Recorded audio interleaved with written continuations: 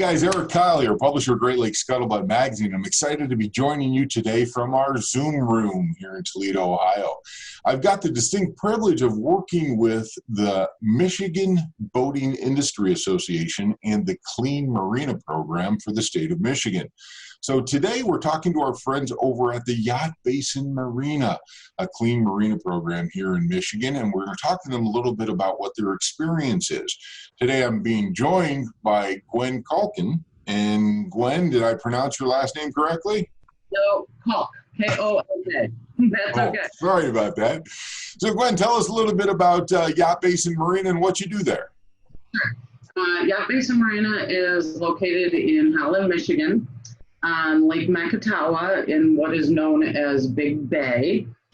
And here I am the rental manager where I rent the slips, our storage, our in-out racks. We have a conference center here, so I do that as well.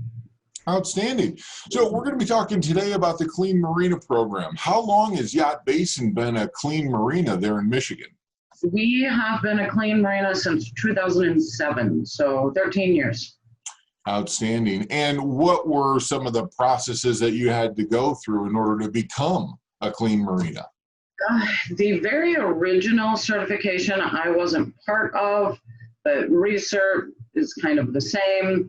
But there's a lot of best practices that you want to follow, making sure, more importantly, that you're clean, that you discharge of your oils in a proper manner, that your garbage is enclosed by dumpsters with lids and fences around them, no spraying of harmful chemicals into the water, and yeah. There are a lot of things that are actually kind of check marks to become a clean marina, and you guys have been jumping through all of those hoops now for 13 years. One of the major advantages that I hear of from the Clean Marina program are the live classrooms.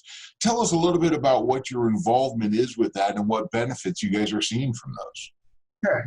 I did a live classroom last summer. It was held here at our marina, and one of the benefits is you get to be with other people at other marinas and see what some of their practices is. They may have questions that you never even thought of, or practices that you didn't think of as well. You know, with the whole process of keeping all of your oils contained in the proper spot and not spilling into the lakes and not letting people dump into a storm drain because that dumps into the lake and is harmful to your fish in your aquatic life. How did you hear about the live classrooms through Clean Marinas? Was it just part of your association with that, or did you hear about that and encourage you to become a member of Clean Marinas from there? Sure. Heard about the Clean Marina classrooms via the emails that I received from Clean Marina and Michigan Sea Grant, and they do some online stuff too, but when they said they wanted to do a meeting here, we thought, yeah, that'd be great. Because again, it gives you interaction with other companies. And That's outstanding. Outstanding. Now, one of the biggest challenges that most marinas are faced with nowadays, and you hear about this every so often, and it's truly a tragic event that happens no matter what marina or facility you're at in the Great Lakes or anywhere in the world, is electric shock drowning. Just an absolutely horrible situation, and marinas have to safeguard against that. So tell me, what is electric shock drowning, Gwenn? It is when electricity has found its way into the water. It's very silent. It's very deadly. You don't know it's there. It can be in the water because it's caused from a boat that is emitting it into the water. It could be with high water levels that everybody in the Great Lakes is experiencing right now, where maybe the water is getting a little too close to your pedestals, and it's electricity that is in the water. You can't see it, you can't hear it. If you're in the water, if you happen to be in the water, which we strongly discourage swimming in any marina, Yes. but you fell off your boat, you don't even really realize what you're experiencing, because it's kind of like a little tingle, and you really don't even know it's there until all of a sudden it has taken your life and you've drowned. It's an electric shock while you're swimming, and it paralyzes you. Absolutely horrific. Now, I don't want people to think that every time you jump in the marina that you're going to suffer from electric shock, because that's not the case if you fall off your boat. But there are certainly some signs and preventative measures that you can take in order to prevent electricity from going in the water. Obviously, high water around the pedestals is an alarm bell, but what can an individual boater do to ensure that their boat is not emitting electricity into the water, Glenn? They can make sure that they have their boat tested by a certified mechanic to find out if it is indeed transmitting electricity to the water.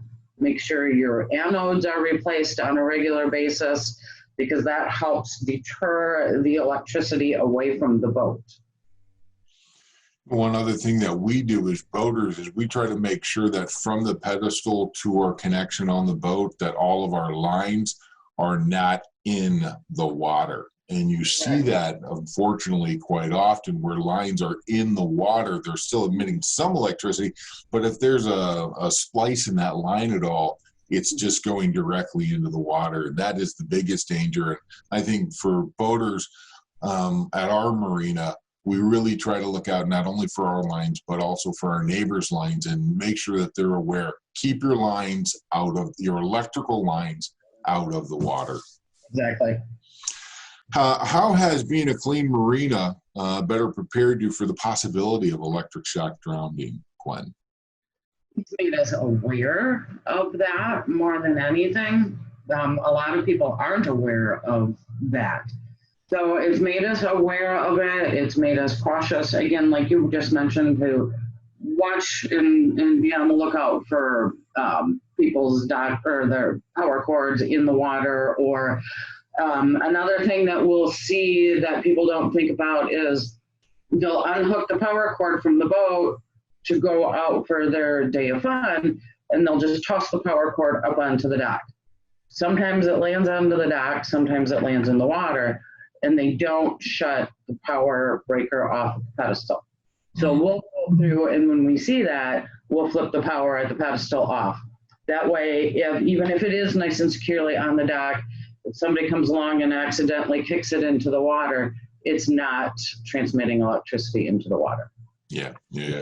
Well, one last question I have for you about the Clean Marina program, and I think that most marinas experience this, and that's kind of gas and oil spills. And every time I go to the dock, the gas dock, and fill up my boat, inevitably we don't know it's full until it overfloweth, and we've got some gas in the water, and we're like, okay, well, now it's full.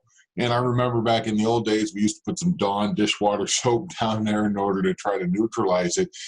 How can we prevent gas and oil spills? And as a clean marina, how are you guys preventing gas and oil spills at your marina, at Yacht Basin, Gwenn? Sure. That can definitely be a tough one. We ask that our boaters try to keep their vents. Each boat has a vent where that's usually where your gas will spill out of first. Make sure they're clean and free of spider webs. Spiders love to live in there. We train all of our employees at the fuel dock to listen.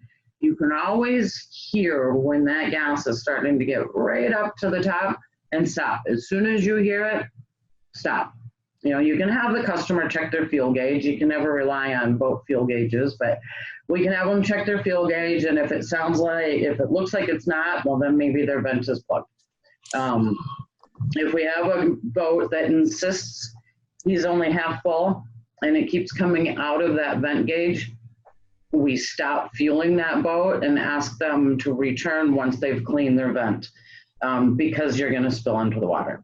Yeah. Now, if it does happen to spill, we do have a spill kit at our fuel dock that consists of absorbent bales. You know, you never spray the water with soap. It really doesn't do any good.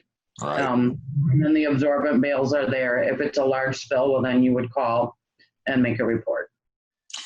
So exactly how would an oil spill happen at a marina? Because I can't imagine spilling any oil out of my engine into the open water. How does that even happen? An oil spill would probably be because the boat itself, the motor has somewhat of an oil leak, which when it leaks, it goes down into the bilge. And if the bilge gets water and the bilge pump runs, well, that spits it right into the lake, and that's where your oil spills would come from. And you guys are prepared to handle that as well at Yacht Basin Marina? Yes, we have all of the proper kits for that as well. The bales and so forth. Outstanding. So, Gwen, I really want to thank you for helping me to tackle some of these challenges that we are faced with here in Michigan in order to become a clean marina, and some of the measures that you guys are putting in place in order to keep that status and maintain it as you're moving forward. Michigan Boating Industry Association, in conjunction with Great Lakes Scuttlebutt Magazine and Clean Marina Program, thank you for your time today. We really appreciate all the efforts that you guys are putting in to keep us safe out on the water and to keep our environment clean. So, Gwen, thank you so much for joining us today. We'll look forward to seeing you out on the water, and have yourself a great summer. That sounds great. You as well. Thank you so much.